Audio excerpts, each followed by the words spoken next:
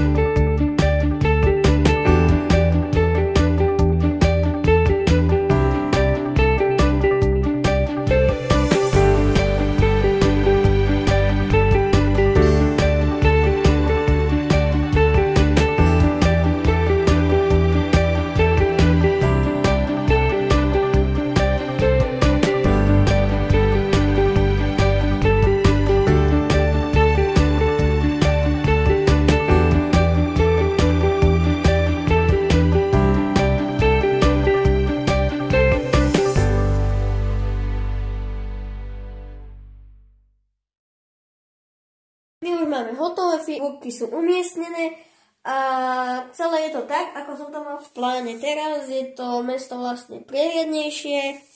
Takto. Tu máme bufet, trávu, ďalšiu trávu, tu je tá budova a proste je to celé tak viac prehľadnejšie. A my už poďme k tomu, ako si proste stavať svoje Lego mesto. Dobre, my si vlastne teraz ideme vysvetliť, ako stavať svoje mesto. Takže predovšetkým, ak chcete mať mesto, takže základ mesta je vždy cesta. Musíte mať predovšetkým cestu. Napríklad mne to mamina objednávala asi z Molu alebo z Allegra a do 2-3 dní to bolo tu. Vlastne ešte predtým som mal jednu cestu, ona mi objednala 2 a ešte od tety na národky som dostal jednu, takže máme tu 4 cesty. A vlastne, čo sa týka tých ciest, ako dajú sa zrovna dať lacnejšie, dať drahšie. Ale teraz, čo som kúkal, tak ohľadom Lega je asi najvýhodnejšie riešenie Museum of Bricks a tam proste majú všetko lacnejšie, napríklad ten Lego City motorizovaný vlak som kúkal, ho zlacnili asi o 20 € a ešte ho zlacnili o 8 alebo o 10 ako tak, takže to by sa fakt oplatilo, takže tam je dosť taká zľava, že dosť, wow. A potom už ďalej sa vlastne presúvame k ďalšiemu bodu. Takže ďalším bodom sú budovy. Budovy ako toto. Takže to je to, že či si budete stavať podľa seba, ako si stávam ja. Kupovať Lego City sety, čo robím aj ja. Tu napríklad tento a tak. Alebo Lego Icons sety, ktoré nemám. Buď Icons alebo Ideas, alebo to proste také. Najlepšie sú zozadu uzatvorené. Ale tieto 3 budovy, čo mám tu, vrátane ešte aj tejto farmy, toho obchodíku, tak to som vlastne všetko robil sám.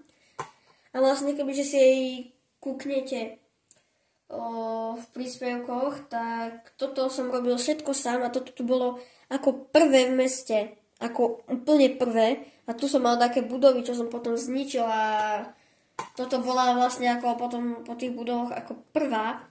Takáto modulárna, že je celkom dobrá. Tak minule sme aj tak robili komplet prerábky. Sme pridali zoo, pridali sme sem parkovisko, chodník A tým, keď som už spomenul chodník, sa presúvame k ďalšiemu bodu. Či vypodkladať budovy a chodníky. Proste existujú millsplaty, ktorým si celé mesto, na ktorý vypodkladajú, tam to máte na obrazovke, tu dade, ale vlastne je to dosť drahé a častie je nepraktické, keď niečo chcete mať vyššie, nižšie, chcete mať dať skoky a tak, takže viac youtuberov to robí s tými millsplatemi, ale zase dosť bez tých millsplatov.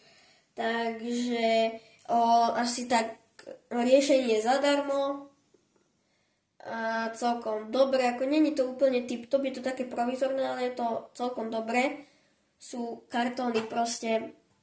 Mám tu záložku s Lego kartónom. Vyťahnem si zatiaľ jeden kartón. Proste máte Lego krabicu. Predstavte si, že toto je Lego krabica. A vy ju nastriate na také menšie kúsky. A potom vám odporúčam, keď chcete trafiť presnú veľkosť tej budovy, tak si to takto položte. Na to si dajte budovu a obkreslíte to takou ceruzkou a perom a potom to iba vystrihnete. Takže toto je riešenie v podstate zadarmo, vám to z Lego setov a tak. A ďalším bodom sú auta a figurky. Bez figúrok by to mesto proste nežilo, ale zase není dobré mať to mesto preplnené tými figurkami, lebo to potom stráca tiež to svoje čaro a je to potom zbytočné vlastne. Ani s autami netreba preháňať, ja som tu mal viac aut, ja to mám odložené v Lego šuplíku, takže tak. A prichádza otázka, prečo si vôbec chcete, alebo ja si chcem stavať to mesto. Ja proste neviem. Ja som to videl, zapáčilo sa mi to, potom ma to začalo baviť a začal som si stavať z toho, čo mám, potom som si postupne kupoval sety a takto sa nám to zatiaľ rozrastlo. Takže je to ako také dosť finančne náročné, ale ak to budujete postupne, že netreba to hneď lebo to potom tiež, že to urobíte hneď, budete sa z toho tešiť možno týždeň, dva, potom vás to prejde, zničíte to. Nie, nič také. Stačí to pekne, pomalinky budovať. Veď ja mám toto mesto, takéto mini pidi a stávam ho už asi 4-5 mesiacov. A je to úplne, to mesto je mini pidi. A proste ja sa nenáhlim, čo sa mi páči, tak si to časom kúpim, zapíšem si to,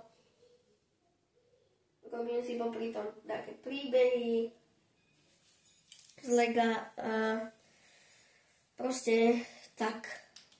A ešte ďalším bodom sú billboardy. Samozrejme, ja mám v Lego meste iba 2 billboardy, pretože nie je obrovitánske. Jeden tu, druhý tu. A ako toto urobiť? Skadiaľ som na tieto Lego samolepky prišiel, na tieto lepky. Ako som na to prišiel? Je to jednoduché, čo ja viem. Stačí, že keď máte taký program doma na počítači, taký, čo to zvládne ten počítač. A vlastne, ak máte tlačiareň, vytlačte si to na lepiaci papier, dajte si tam text, ozdoby a tak, len si to potom vytlačte a nalepte si to na Lego. Takže to je, čo sa týka billboardov. A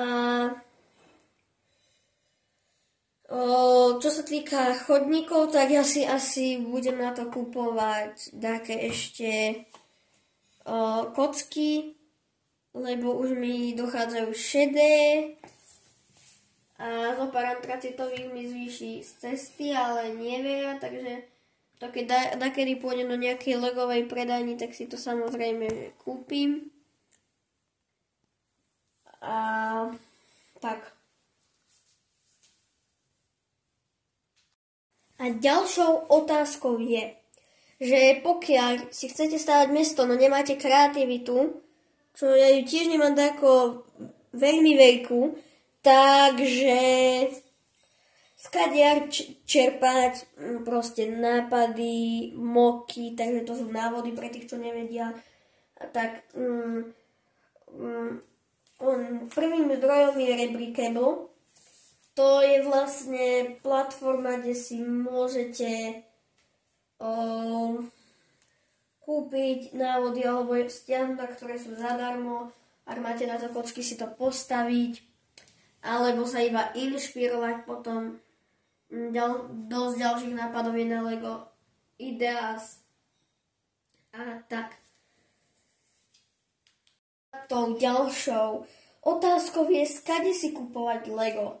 Takže Lidl, tam nemajú tako extra lega, ale dá sa obzrieť, aj keď tam sú po väčšine tie sety, čo mám, a potom také Friends, ale ja Friends ako nemusím. Takže to a potom ešte Tesco, tam majú ako dosť tých setov. A ja som vám nevravel, že ja som si toto kúpil, Miller, či ako sa to volalo, toto aj môj brat túto plášť týmto autom a týmito figurkami, tak my sme si to kúpili v Chorvátsku, sme boli. Tak tam na Slovensku to není, lebo to je taká drogeria, tam bol vlastne ako posledný regál s tým Legom, úplne vzadu. Takže tak. A potom, samozrejme, čo som už asi spomínal, sú internetové e-shopy. Vlastne by som vám poradil mall.lego.com a úplne, že s top cenou je, ale že fakt top cena je Muzeum v Brix a to je vlastne aj v Čechách, to je ako predajňa a samozrejme ešte ak som na zabudol predajňu, tam je to dosť drahé, ale oplatí sa, lebo tam môžete si kúpiť také kocky, kde ich nezoženiete a samostatne je to Lego Store. Samozrejme, že tam je to asi cenovo najhoršie, ale zase sa oplatí kvôli tým kockám, kvôli zážitkom a tak. Takže pokiaľ sa ti moje video páčilo, nezabudni nahodiť like a odber. A ak dačom nerozumieš, alebo by si chcel vedieť viac, nezabudni sa ma opýtať na tomto maili a ak poznáš niekoho, komu by video mohlo pomôcť, alebo by ho mohlo zabaviť, tak poprosím o zdieľanie. Ďakujem.